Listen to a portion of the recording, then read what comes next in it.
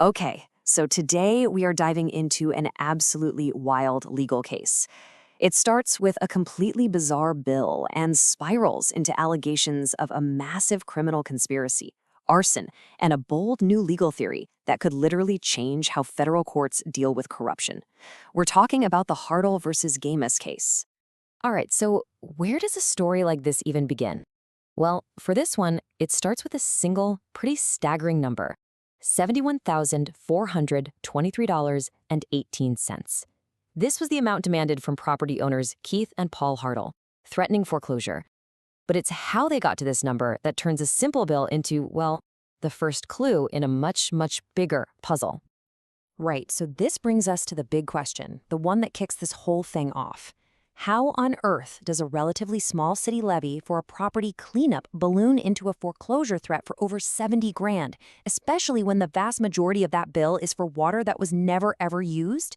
It sounds impossible, right? And that's exactly what the plaintiffs thought too. Okay, let's dig into this. We have to start with the bill itself, because the documents filed in court lay out a financial demand that, well, it just seems to defy all logic. So here's the breakdown, and you're going to want to see this. The original city abatement lien for property cleanup was just over $3,000. Okay, manageable. But then it gets inflated with over $68,000 in water service overcharges. And get this, next to that charge, the official water consumption, 0 gallons. Not a single drop. Yet this total was used as the basis for a foreclosure notice. Now, as the Hartles started looking into this just completely nonsensical bill, they alleged they stumbled onto something way more disturbing than a simple typo. They started to believe this wasn't some one-off mistake, but actually part of a much larger, coordinated scheme. And this is where a really important legal tool comes into play, the RICO Act. Yeah, you've probably heard of it from mob movies, but it's the super powerful federal law that can also be used in civil cases. And to win a civil RICO claim, you have to prove that a group of people, what the law calls an enterprise, were all working together to commit a pattern of underlying crimes. So, what kind of crimes are we talking about here? The court filings list out a whole series of what are legally called predicate acts. These are the specific underlying crimes that make up the RICO claim. And we're talking about some really serious allegations here: mail and wire fraud for sending out bogus notices, extortion, title insurance fraud, and this is the shocker: even arson for profit, allegedly to drive down property values before they swooped in. So here's how the plaintiffs claim the whole scheme worked. First, they'd fabricate code violations to get the utilities shut off. Then, they'd send out foreclosure notices based on liens that had no legal leg to stand on. The filings even point to fires that were deliberately set at properties in both Kingman and Glendale, followed by those same properties being shuffled around between members of this alleged group for suspiciously low prices. Okay, so if there's a scheme, who's in on it? The lawsuit lays out this really diverse network of people and companies, all supposedly working in concert. The legal term for a network like this is an association in fact enterprise. Sounds technical, but all it really means is that the plaintiffs are arguing that even though these were all different players, they shared one common goal: to systematically snatch up properties using fraudulent methods. So let's break down who these alleged players are. First up, and this is a big one, the lawsuit points to public officials.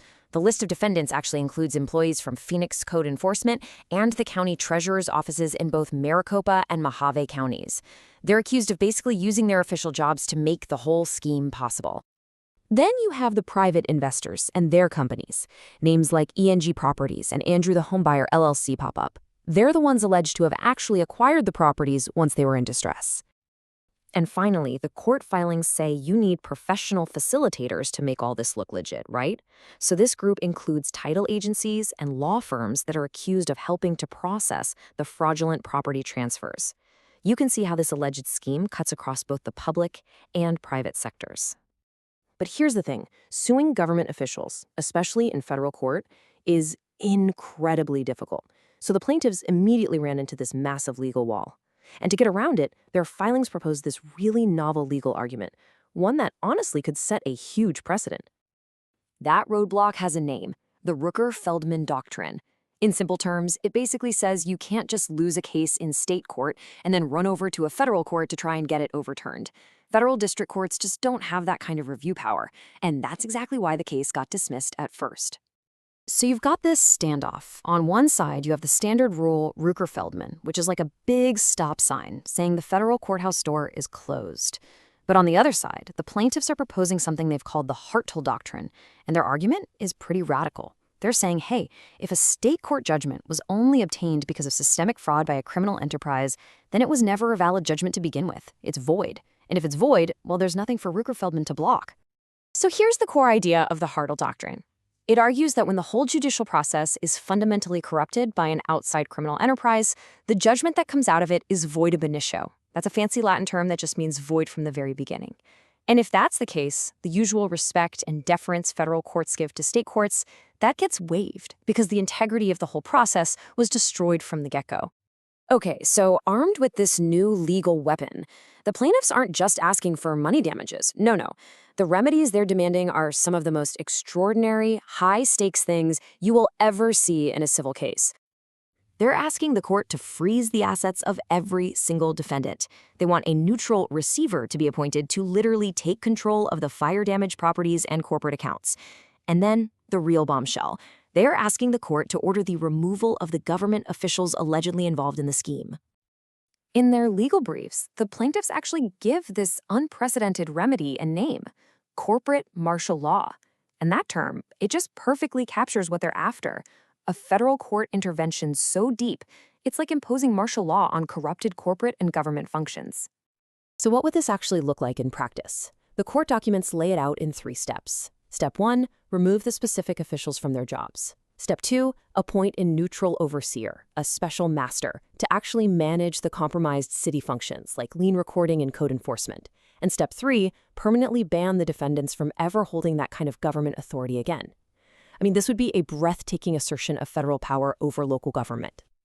And this really brings us to the profound question at the very heart of the Hartl case. The plaintiffs are arguing that parts of the system itself were hijacked by a criminal enterprise. And so we're left with this question to chew on.